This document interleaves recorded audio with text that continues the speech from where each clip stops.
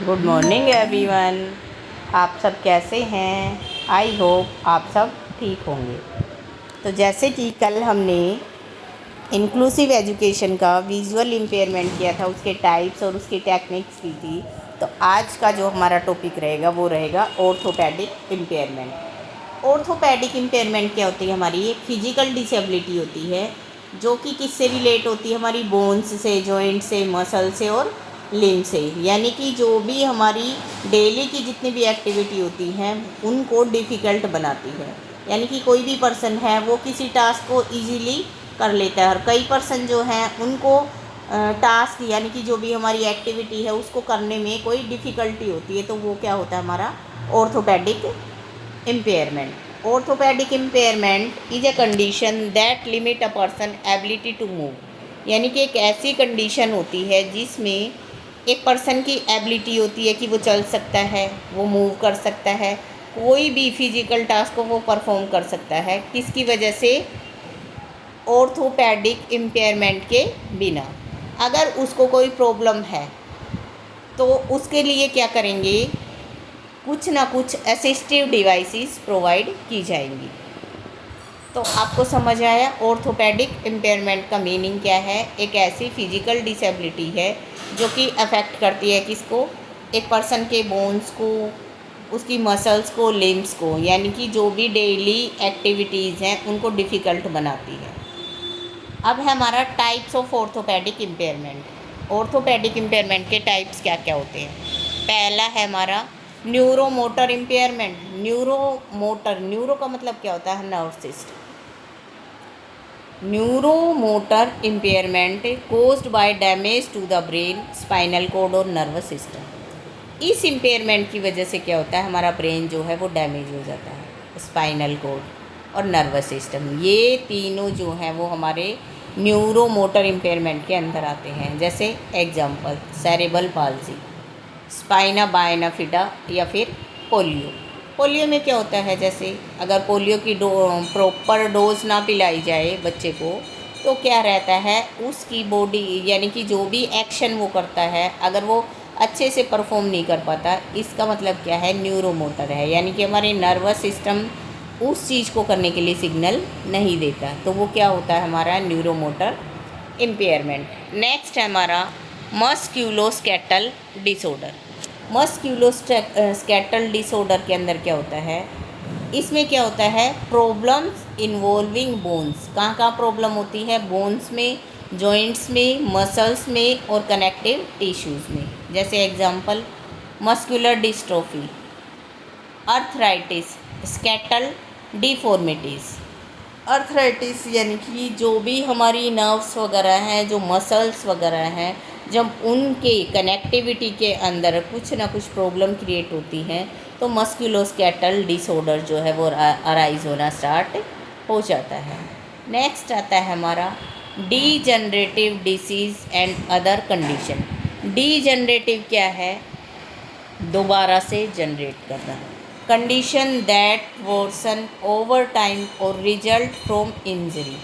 Example जैसे spinal cord injuries, severe fractures या bone ट्यूबरोकुलेसिस।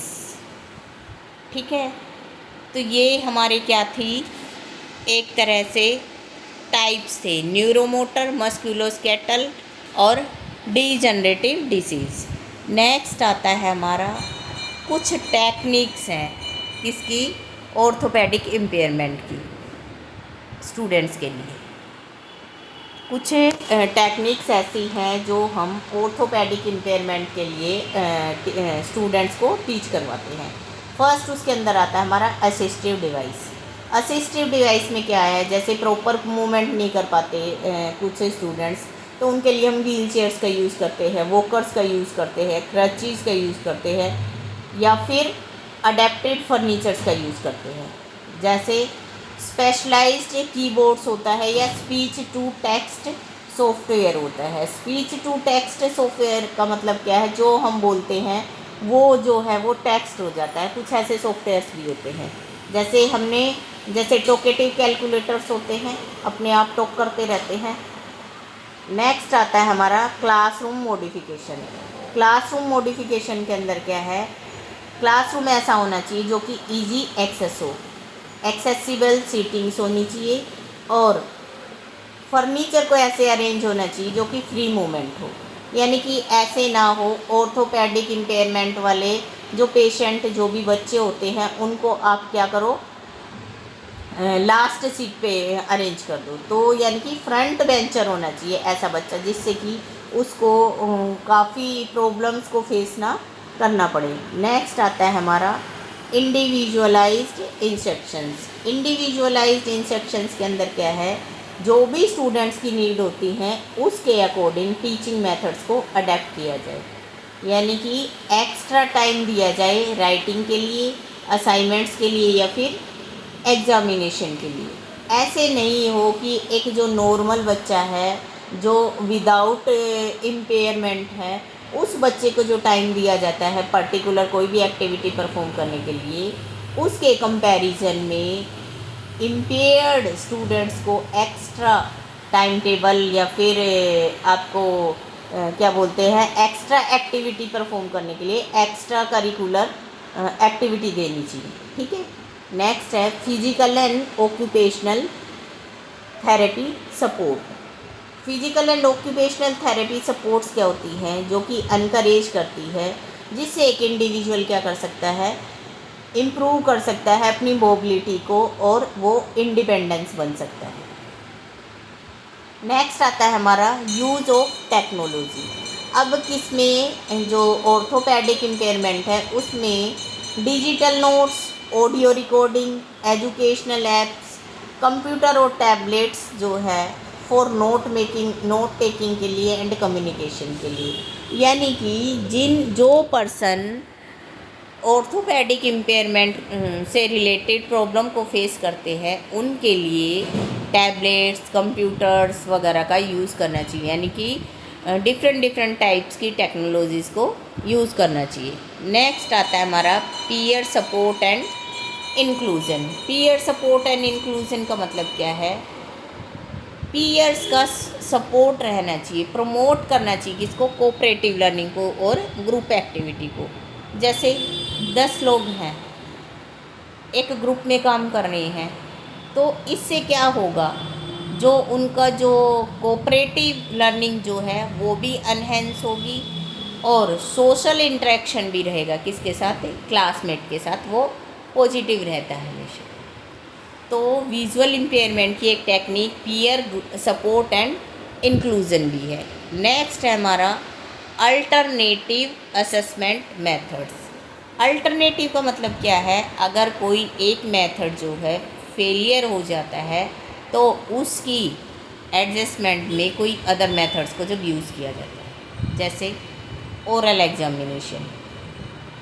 Oral examination होना चाहिए जिससे वो क्या होगा, इजीली जो भी प्रॉब्लम होंगी उनको शॉर्ट आउट कर पाएंगे। प्रोजेक्ट वर्क दिया जाना चाहिए, कंप्यूटर बेस्ड टेस्ट दिया जाना चाहिए जब नेसेसरी हो, जब उनको लगे कि हमें इस प्रॉब्लम का सॉल्यूशन जो है इस डिवाइसेस के थ्रू मिल सकता है, तो उनको वो ही टेक्निक जो है वो प्रोवाइड करवानी चाहिए। तो आज जो हमने किया है वो क्या किया है, ऑर्थोपेडिक इम्पेयरमेंट। आप सबको पता है जैसे कि अभी एस्टेट का एग्ज़ाम होने वाला है और सीडीपी की क्लासेस भी चल रही हैं, और हमारा नेट एजुकेशन का भी सिलेबस साइड बाय साइड चल रहा है हमारे चैनल्स पे, दोनों ही सब्जेक्ट्स के लिए, एजुकेशन के लिए भी और आपका यूपी टेट हो गया, सी टेट हो गया, एस टेट हो गया, इन सब की प्रिपरेशन करवाई जाती है। और ये जो नोट्स हैं, ये जो मैं आपके लिए हैंडमेड नोट्स जो बनाती हूँ, ये जो आपके लिए काफ़ी बेनिफिशियल रहेंगे। इनको आप अपने फ्रेंड्स को भी शेयर कीजिए, ठीक है, जिससे क्या होगा कि भाई आप अपनी जो डाउट्स हैं उनको क्लियर इजीली कर पाओ। अगर आपको कोई भी डाउट होता है तो आप एनी हाउ किसी भी टाइम जो है वो चैनल्स पे जाकर कमेंट कर सकते हैं। और ये जो नोट्स रहेंगे, ये जो हैं ये फ्री ऑफ कॉस्ट रहेंगे आपके लिए, इसका कोई चार्ज नहीं है। और जितना हो सकता है आप अपने ज्ञान को जो है शेयर कीजिए एक दूसरे के साथ। इसलिए हमने अपने चैनल का नाम विद्या का ज्ञान रखा है। ठीक है, तो जितना हो सकता है आप दूसरों की हेल्प कीजिए, जैसे हम लोग आपकी हेल्प करते हैं, यानी कि जितना हो सकता है इसको ग्लोबलाइज जो है वो सब्सक्राइब कीजिए। थैंक यू, कल मिलते हैं इसी टाइम। Okay, bye bye.